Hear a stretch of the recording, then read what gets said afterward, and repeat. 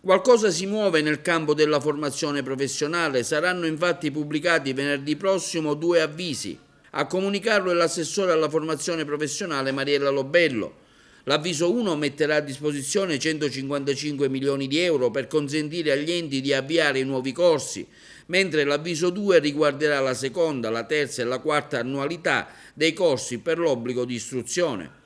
Dei circa 8.000 lavoratori in Sicilia iscritti all'albo regionale, solo 3.000 sono ancora alle dipendenze di enti in attività, mentre altri 3.000 circa sono rimasti senza occupazione a causa di inchieste, crisi finanziarie che hanno colpito varie sigle di enti di formazione. Restano infine 1.800 formatori circa, specializzati in orientamento al lavoro, ex sportellisti che ancora attendono l'avvio dei progetti ove saranno utilizzati. Secondo l'assessore Lobello si è in attesa che l'Assemblea regionale siciliana approvi la riforma, che speriamo entri in vigore entro l'anno prossimo, dovendo così garantire le attività sulla base delle vecchie regole. Il 7 agosto, dichiara l'assessore Lobello, pubblicheremo i 2 bandi, 2 avvisi che permetteranno di assorbire tutto il personale.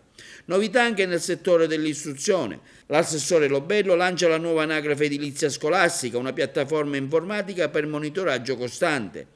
Un'innovativa ed efficace piattaforma informatica consentirà il costante monitoraggio delle criticità e delle necessità in materia di edilizia scolastica per una migliore programmazione dei finanziamenti, che verranno erogati a condizione che gli enti proprietari abbiano provveduto all'aggiornamento dei dati.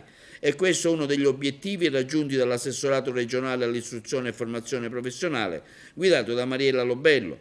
Al fine di ottimizzare i tempi, interviene l'assessore Lobello, abbiamo fornito a tutti i partecipanti le credenziali di accesso al sistema, che viene utilizzato dalla Regione Siciliana sulla base della sottoscrizione di una convenzione con la Regione Toscana. La convenzione infatti prevede il riuso della piattaforma, l'assistenza specialistica e il supporto alla gestione, compresa la formazione del personale regionale e degli enti locali proprietari degli immobili scolastici.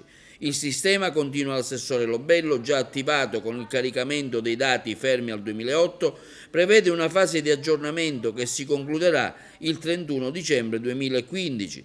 Proprio nei giorni scorsi, ha chiarito Mariella Lobello, abbiamo concluso un primo ciclo di incontri con i rappresentanti degli enti locali di tutti i comuni e le 9 province dell'isola e tutti i soggetti che a vario titolo coinvolti nei procedimenti di approvazione e rilascio delle autorizzazioni su progetti di edilizia scolastica, nel corso dei quali abbiamo illustrato le procedure previste dal nuovo sistema dell'anagrafe e dell'edilizia scolastica.